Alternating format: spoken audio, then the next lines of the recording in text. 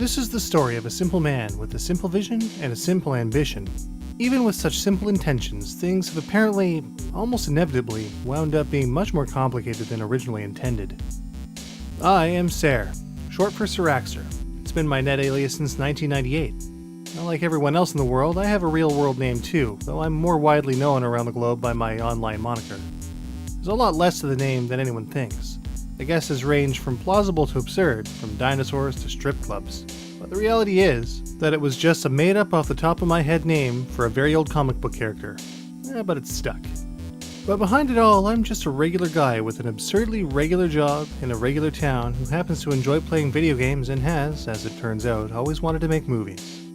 When I got into video production and editing, video blogs were still a relatively new thing, and on the site I frequented, the only original video content came from the site itself.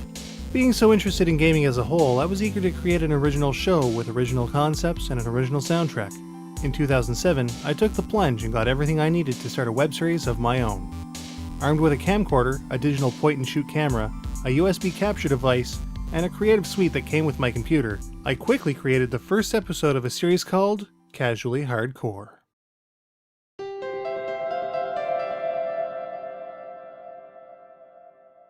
G'day guys and gals, Ser Flash here. Here's a quick question to start things off. Can a game developer make something too detailed? The answer, yes. Yes, they can. Take, for example, the Soul Calibur 4 article in the most recent Electronic Gaming Monthly, and the picture of Soul Calibur's Ivy therein. It's an incredible model to be sure. She even has reactive skin tension according to the actual article, that reacts to the tension in her clothing. The detail is simply unprecedented. But why the hell would you want to include body acne?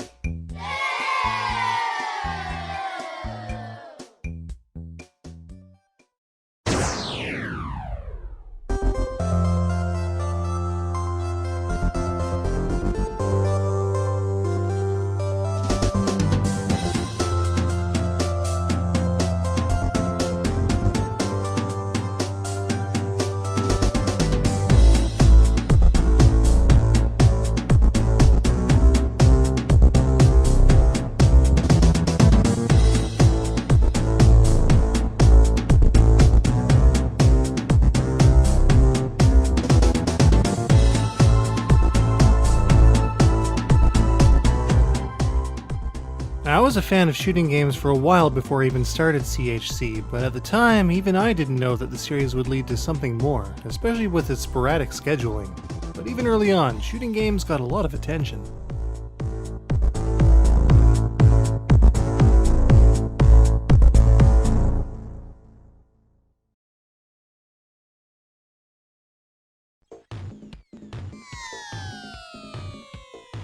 Today's retro review is Airzong for the TurboGrafx 16 Wii Virtual Console.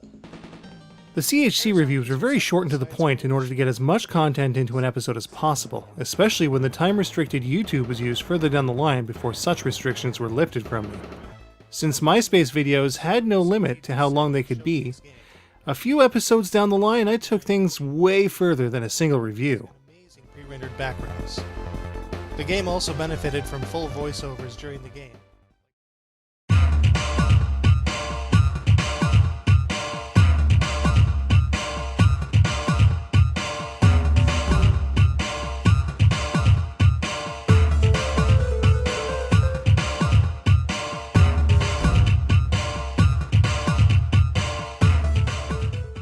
The Casually Hardcore Shmup Top 10 was heavily inspired by another Top 10 that I had recently viewed. I had disagreements though, and I said, heck, why can't I make my own Top 10? Yeah, it took 2 weeks, and there are some glaring errors. The sound balance is garbage. But the Shmup Top 10 was the single longest, and probably most satisfying episode of Casually Hardcore ever produced. And it really paved the way for the future.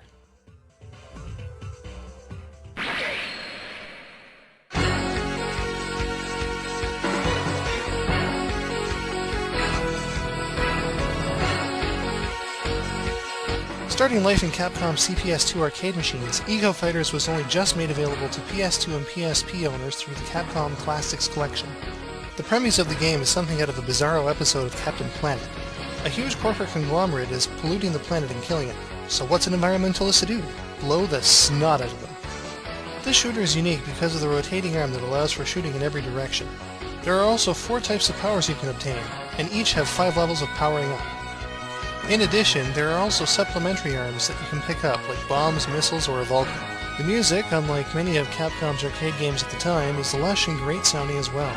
Visually, the game is marvelous to look at, some truly impressive sprites and animation. It all adds up to make Eco Fighters number 10.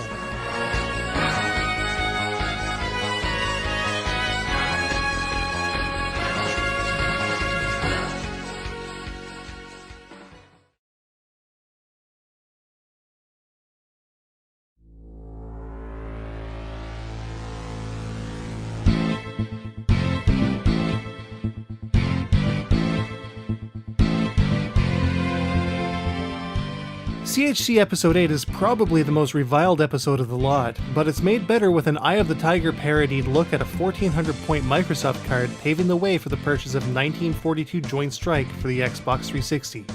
Again, it's light on substance, but it's the only shmup footage to date with an online player too, who ended up being from France. Merci beaucoup.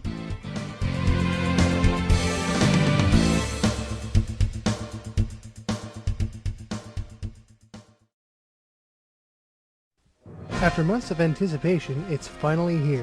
1942 Joint Strike for Xbox Live Arcade. From the very beginning, you have access to one of 3 different planes. The series classic Lightning, the Mosquito, introduced in 1941 Counterattack, and the brand new Shinden fighter. From there, it's classic shoot-'em-up action. The ability to upgrade one of 3 different types of weaponry is a welcome addition. The loop is no longer only used for evasion. Instead, it's also a screen-clearing bomb attack. Finally, there's the Joint Strike attack, which is only available through co-op, either locally or through Xbox Live Arcade. The Joint Strike attacks are very powerful, but are dependent on your position in relation to your ally. If you're playing alone, it's simply a salvo of missiles. Even though the game is only 5 levels long, the fact that you can team up with anybody over Xbox Live Arcade gives it practically infinite replay value. Be sure to check out the demo now. So the question is, are the games for the 32X as bad as the reputation that it's garnered over the years? Surely they couldn't be that bad, could they? Back in CHC2, when I did my comparison between Star Fox and Sylpheed, I had wondered at the time whether Shadow Squadron would be a closer match. I had done comparison videos of Star Fox and Sylpheed all the way back in CHC2, so taking a look at Shadow Squadron, which was a pretty lucky pickup at the time, was only natural. Despite the lack of analog control, it even manages to capture the magic that Blazing Angels has on Xbox 360 by using the 6-button controller in creative ways. Your standard left and right and up and down is handled by the D-pad, while the roll is handled by the X and Z buttons. The graphics aren't too bad either, with a surprisingly far draw distance.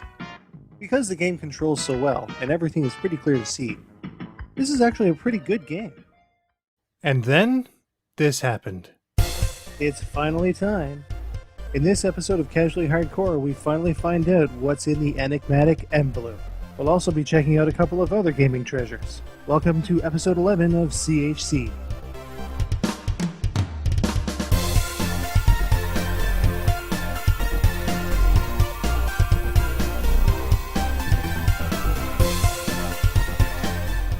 By this point, I felt that the time was right for change.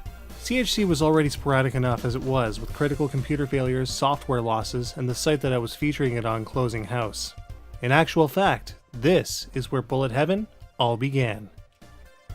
I know you all want to see what's in that envelope real badly, but let's look at a couple of games that are related to what's in the envelope and show why it's so special.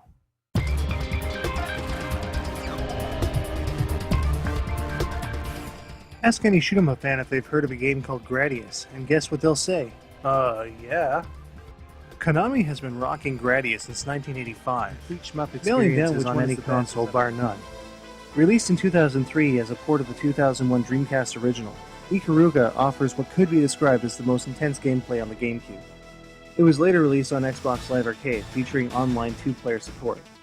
The main hook to Ikaruga is the color change. The plan was to make a single topic show no more than 5 minutes long that would focus on my now favorite genre. One episode, one title. And it all began thanks to a single game that I was able to purchase with a hefty, unexpected commission bonus. I think you know where this is going.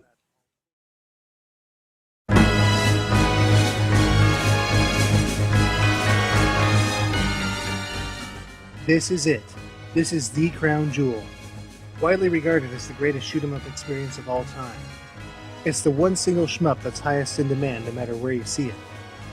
Legendary in playability and difficulty, not to mention developer pedigree. Its only console release was in Japan for the Sega Saturn in 1998. When I got Radiant Silvergun, revered at the time as one of the holiest grails on the import circuit, I knew there was so much more out there to experience than my meager domestic exploits could have possibly let me know. And so, just a month later, Bullet Heaven would be born. It's possible that the success of this game hinges on the gamepad designed from the Sega Saturn. With 6 easily accessible face buttons and a pair of shoulder buttons, selecting the right weapon for the right situation is just a twitch away.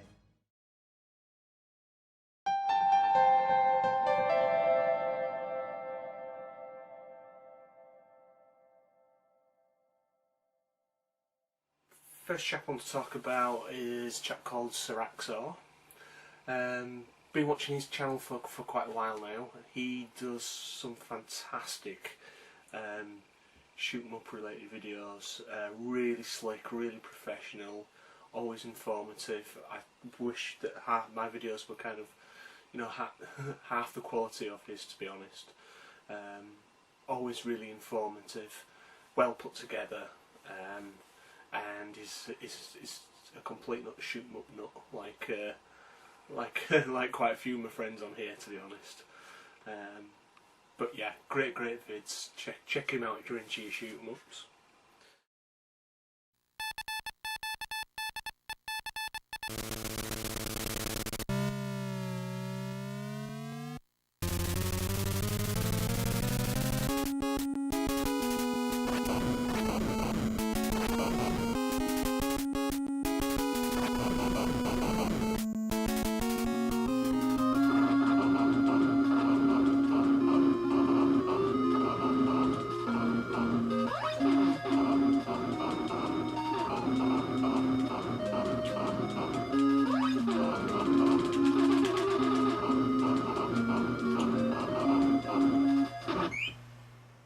What's going on? Welcome to Bullet Heaven, the newest addition to the CHC lineup. I figured with so many shmups being covered in casually hardcore as it was, they might as well get their own video series. To start things off, we're going to take a look at 1943 for the NES.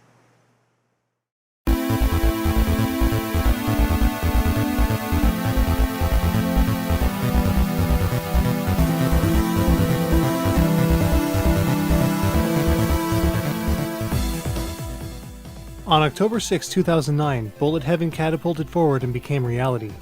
I had originally come up with a few different titles before settling on Bullet Heaven as a play on the bullet hell genre subtype. Also, at the time, no one had ever used the term. In the early days, I wanted to add a bit of daily life or in-game reactions to the intros, but that would be phased out by episode 11. But as the first handful of episodes show, I had some fun with it.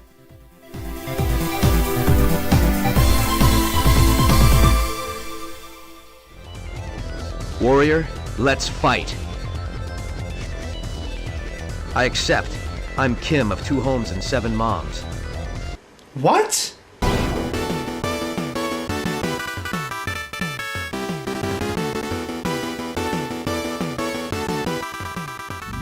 When EMS packages arrive at my door, it can only mean one thing. It's time to drag out the action replay. On this episode of Bullet Heaven, we're going to take a look at what could be the genesis of the bullet hell shooter. And that means it's double duty for the Action Replay Plus.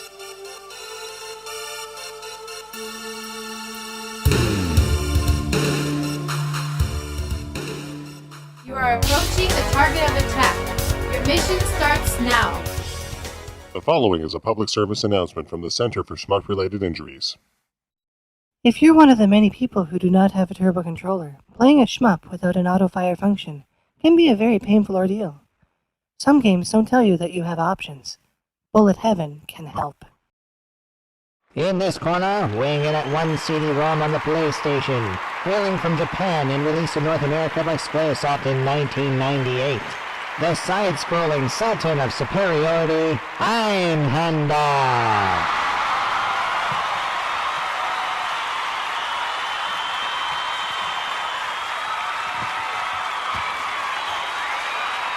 And in this corner, weighing in at 1 CD-ROM on the Saturn, released in 1998 only in the land of the rising sun, by Treasure, the loftily legendary legionnaire, Radiant Silvergun.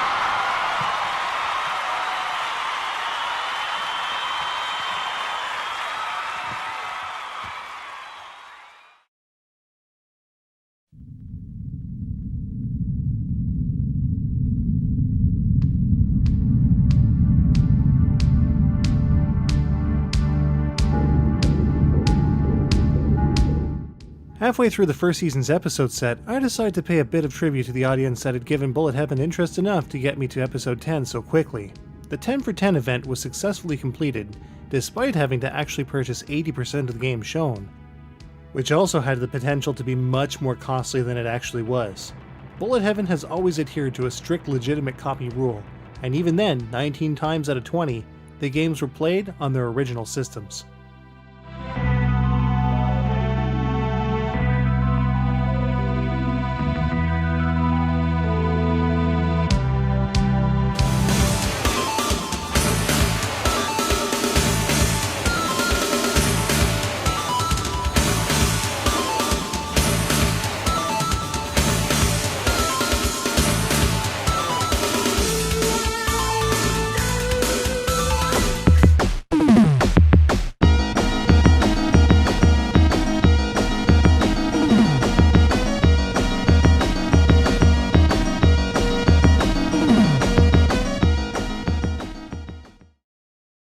That doesn't mean that there weren't problems though. About midway through the 10 for 10, Bullet Heaven caught the attention of a shooting game forum that was quick to criticize certain aspects of the presentation.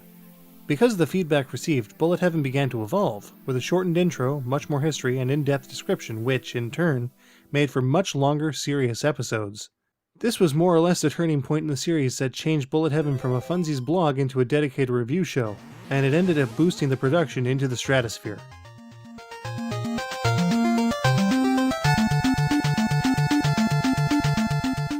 Gradius is a very long-running and beloved series by shoot-'em-up fans the world over. Originally released in arcades in 1986, Gradius would also make its way to many home systems including the NES in North America. While we didn't get Gradius 2 on the NES, we did get Life Force, a kind of director's cut of the original arcade game Salamander released in Japan in 1986, which was subsequently ported to the NES in North America in 1988.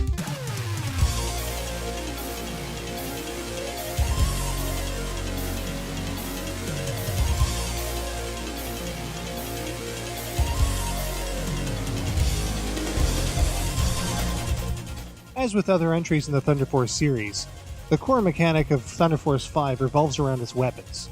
Picking up a weapon icon will fill one of the slots in the top left-hand corner. You can switch between these weapons by pressing the L and R buttons.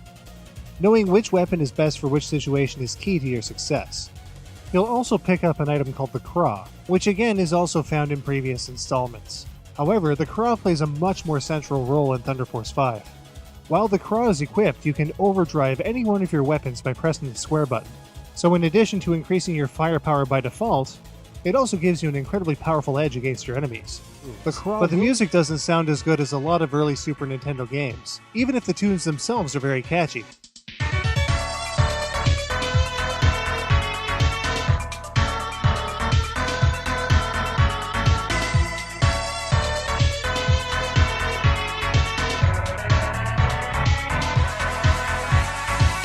I mean, come on, Stage 4's music is great, but even it suffers because of poor sampling.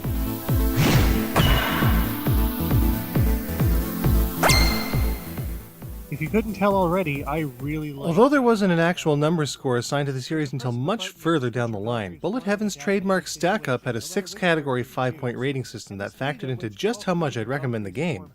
The Stack Up would come to change dramatically in the future, but would always exist in some form or another. This is one game you should not be without.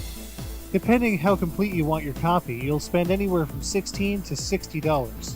But no matter the price you pay, this is one game that's worth every penny you pay and every second you play.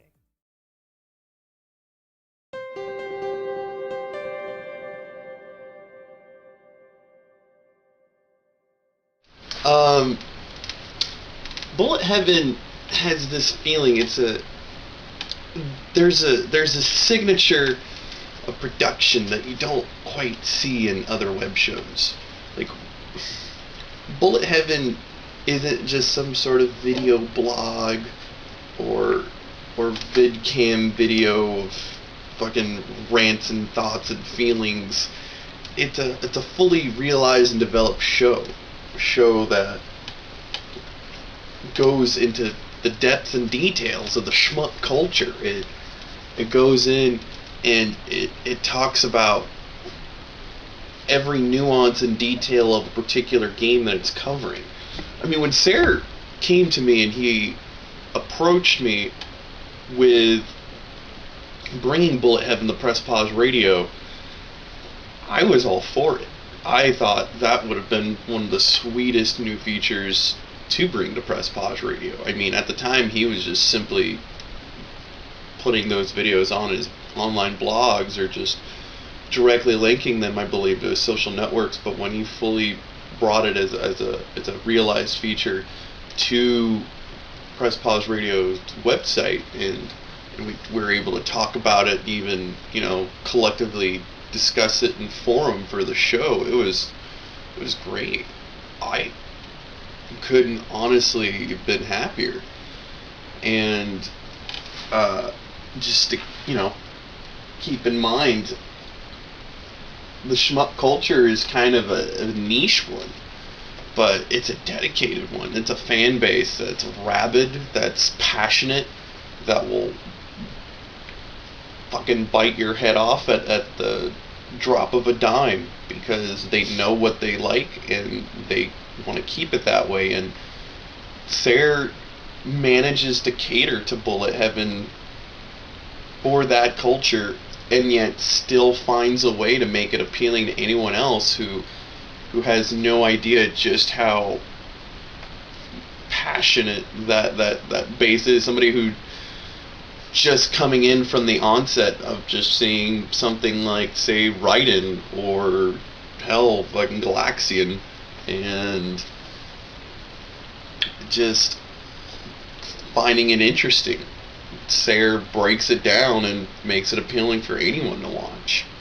Fuck, man, I didn't even know some of the games he started covering from the get-go, and it was interesting to me that there was such a culture behind it. Sarah brought that out. He made it interesting. He made it entertaining. You don't really find that too often, especially about something as niche as shmups. What's going on? This is Sarah Flash, and let me be the first to welcome you back to Bullet Heaven for Season 2. After a somewhat successful first season, word started getting around about Bullet Heaven, and both feedback and shoutouts started appearing in video form. Just interesting and fun review, and he's got an extensive back catalogue already of awesome reviews, and I guarantee that you won't be disappointed if you check out his channel. He's under 100 subs, which is criminal for the slick operation that he's got going there, so check out Siraxor.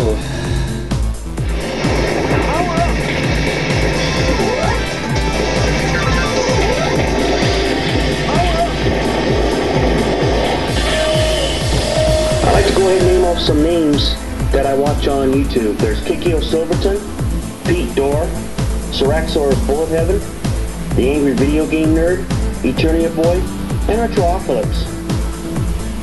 My very first handheld system was the Game Boy Original. That's what Siraxor, shmup goodness. This guy, top-notch production. I mean, this guy should be making commercials with the presentation and the quality of his videos. But very informative. The quality is awesome. Some of the, I mean, I use him as well as Side Night Breath Mint and G-Mint Frisch as my reference points for shooters that I don't have, or even ones I want to go back and play that I have packed away. So there, check him out. Siraxor, awesome guy. This would drive me to continue with the series after a very real uncertainty as to whether or not I should continue with the series at all. As it turns out, Season 2 also had some really great standouts, with the most challenging capture ever.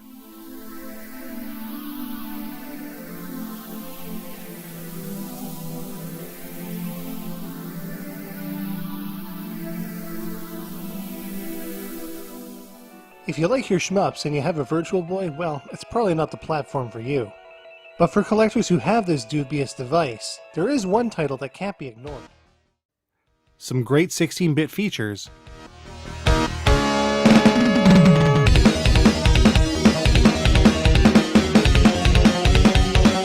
At times, it can feel as if too many shooters have an overly serious tone about them. And the shift to high definition.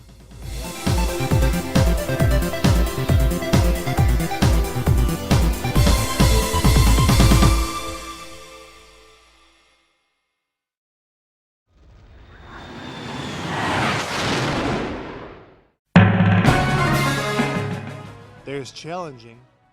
There's hard. Season 2 would also be when Bullet Heaven would become a part of the Press Pause Radio family. You see, the greatest thing about Bullet Heaven is that it covers a single genre of video games that, quite frankly, I and a lot of other people agree with me on this feel doesn't get enough coverage. It doesn't get enough publicity or anything in that regard.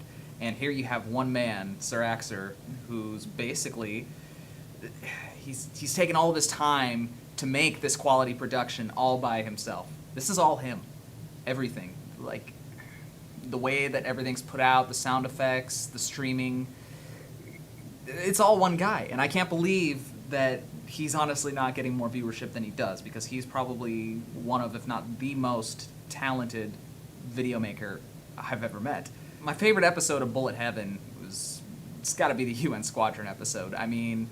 UN Squadron, also known as Area 88 in Japan. This was actually a video game that I played as a young child. My dad had rented it for the Super Nintendo, thinking, like a lot of American audiences probably did, that he wound up with a flight sim. No, it's a shmup. Now, regardless, he enjoyed it, my brother enjoyed it, and when I played of it as a child, I enjoyed it as well. But I did not remember the name of said game, because you know how Capcom and all these other companies like to just take names, take cover art, and just, you know, whatever the hell they think will appeal to American audiences. It was great. I mean, my eyes lit up when I was watching this episode of Bullet Heaven, just seeing the game. I'm thinking, this looks very familiar. I think this might be it. Oh, maybe it's not. No, wait. Okay. What gave it away, and Sarah and I have talked about this on several occasions, the Fortress. The entire fortress is a boss in that game. Like, what other game does that? Seriously. And that's what I specifically remember as a child. That was the one key element, and if it weren't for Sarah, if it weren't for Bullet Heaven, I wouldn't have one of my favorite games even in my SNES library, which is pretty sad, I know, since it is one of my favorites. But again, you know, lost in translation. Hi, I'm Toast, co-host of the world-famous video game podcast Press Pause Radio, and nothing else. I'm very happy just to be a part of this amazing retrospective on Bullet Heaven, and want to congratulate Sayer and Dayruna for all the success, with so much to come in the future. Having Sayer on the show and having Bullet Heaven as a part of Press Pause Radio is such a great feeling, because I'm a huge fan and a supporter of the show. Since the first season, I have been watching and seeing the production value and the scope of Studio Mudprints constantly evolving and consistently getting better with each episode. Bullet Heaven is an entryway into the genre and can be beneficial for new players and the hardcore audience. My favorite episode are many. However, if I did pick only one, it would be the Clash of the Titans, episode 10 of the first season. The PlayStation game I still can't pronounce, Einhandler, something. Squaresoft made it, and Radiant Silvergun. However, we can't forget that every 1st of April we'll always see something so manly. Sexy. Dynamite. So manly. Oh yeah, that's so manly. Raging. Manly. So manly. Manly. You know what? That is manly. so manly. Oh no, he's going to get me. Oh no. So fucking manly. Yeah, I don't know about you, but that is manly. Motherfucking manly. Oh yeah, that is manly.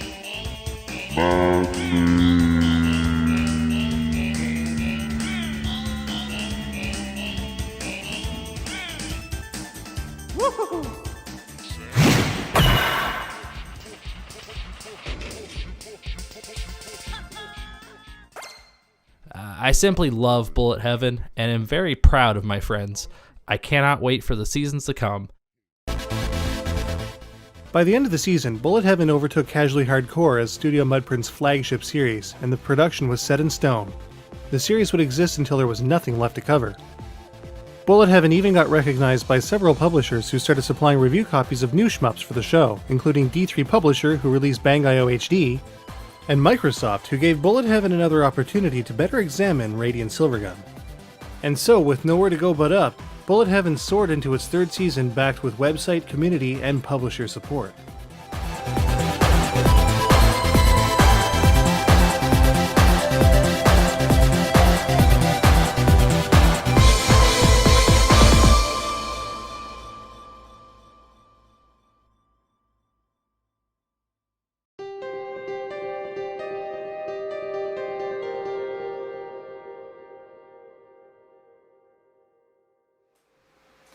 And the last channel that I want to shout out is literally my favorite YouTube channel of all time. It's amazing to me how good his videos are. You know, I always say in his comments, why is this show so goddamn awesome? And it really is. And it's absolutely criminal that the guy just has a little over 500 subscribers. It really is. Because the amount of professionalism that he puts into his videos is unreal. I absolutely love every video that this guy puts out. He talks about a genre that's often ignored and neglected. And he's very passionate about it. And that gaming genre is the shoot 'em up genre. And the channel is Saraxor. And he does this show called Bullet Heaven that I absolutely love, in which he talks about the shoot 'em up games from the past to the present. And there are several reasons why I love this guy's channel. You know, it's only fairly recently for me that I have gotten into the shoot 'em up genre. It was always a genre that I always appreciated, especially in the arcades during the 80s and 90s, but I never really got into it until 2005, 2006. And a lot of shoot 'em up games are anime style games, and I absolutely love them. And out of all the shoot 'em up shows I've ever seen on the internet or on YouTube, this guy has the best one, in all honesty. When he reviews certain shoot 'em ups, one thing that I really appreciate is that he makes his Bullet Heaven show appealing to not only the hardcore shoot 'em up players, but the beginner shoot 'em up players as well. He tries to make the genre as appealing as possible to as many people, and I think that's really great, because it's good to see slowly more shoot 'em ups get released, because there was a time in which the genre was literally on life support, in which we didn't see that many games come out for that specified genre. And he's very balanced on his reviews. He doesn't show favoritism over one type of shoot 'em up over another. He reviews them perfectly. He is totally unbiased. He will not only talk about the positive points, but he will talk about the negative points that will be appealing to veteran players, and in which it will also appeal to beginner players as well. But another reason why I really enjoy his show is that even though I've never had the chance to talk to him personally, you know, I hope to see him at PAX Prime. is that he's very humble. And I have a lot of respect for someone like that. You know, some shoot 'em up players, you know, they care about being the best or having the like the highest score or 1 CC in games or like anything along those lines. He never tries to proclaim that he's the best or that he wants to be the best or that he can get the highest score. He does this show because he really loves the gaming genre and he wants to share the love and respect for that gaming genre to as many people as humanly possible. What's going on? This is Sarah Flash speaking, and let me be the first to welcome you back to Bullet Heaven for Season 3. We've got a bunch of changes in store for this season, the first and foremost being a second player. So, let's meet Dayruna. Hello viewers of Bullet Heaven. I'm Dayruna. For this season I'm going to be player 2. I am the lead designer and The third season of Bullet Heaven got an extra boost with the addition of my wife, who is known online primarily under her alias Dayruna. But her joining Bullet Heaven wasn't as cut and dry as you might expect. when I got invited to Bullet Heaven, I was pretty excited. I'm not a big fan of the shmup genre. Downright practically hate shmups, to be honest. So I figured it would be a good chance to try and get into the genre that I would like to kick under a rock or something. It was also a chance to spend more time with Sarah, since we don't really get to spend a lot of time with each other because of work and everything. So yeah, I was a little scared too because of how good Sarah is at shmups. So I don't like being second rate. I'm very competitive when it comes to stuff like that, so being the outsider for shmups is a little daunting. I know we really couldn't afford a lot of high quality stuff to make like you know, Hollywood style videos, but for the quality that Sarah can churn out with our crappy Toshiba, his little mixer, our microphones and whatnot, and keep it under, you know, spending less than like $2,000 on everything. It's the production of Bullet Heaven is really high. With regards to the addition of running guns and rail shooters, did you know that it was added because of you?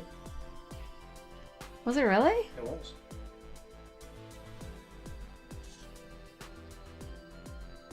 I didn't know you had that because of me. Was it just to make me feel less stupid? I feel really stupid when it comes to shmups. I'm so bad at them.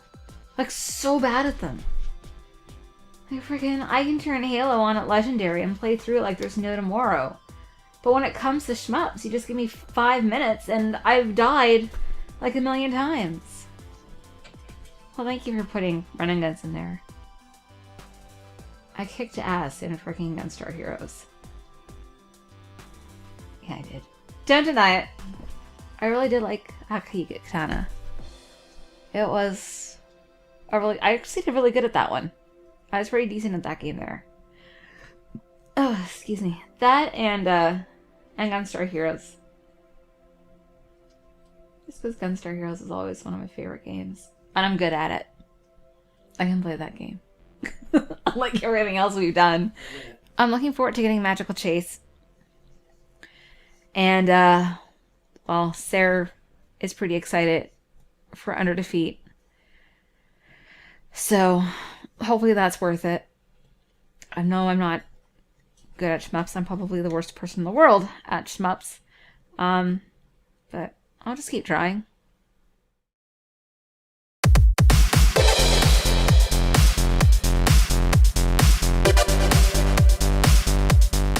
And with that, Team Duo was formed.